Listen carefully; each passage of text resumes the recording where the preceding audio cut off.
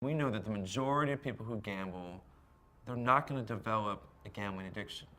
And again, not only in America, but across this world. You know, we have New Zealand, Australia, and Canada all showing about the same prevalence rates.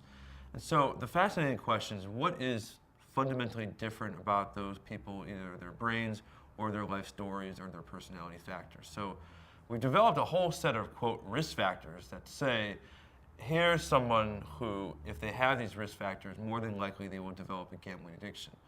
But that, again, isn't an absolute truth. There are all sorts of folks who have these risk factors and don't develop this addiction. And the risk factors, as you imagine, are fairly common sense.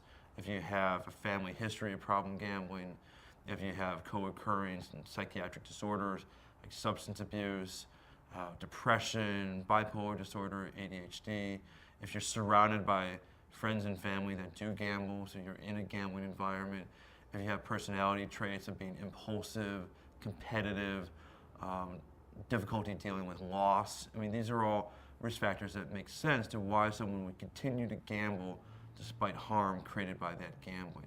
So I think it also goes to the other issues in medicine.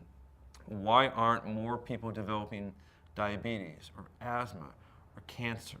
And all of these other chronic medical illnesses also have about a range between 5 and 20% of the population. And yet, the environmental exposure, the genetic profiles, they're all there, so why don't we see it more and more? I think it just speaks to that the human body and brain is very, very resilient. That even though it may be exposed to things that may be, quote, toxic or situations that may or may not be healthy, it just shows that disease will not express itself in a 100% fashion.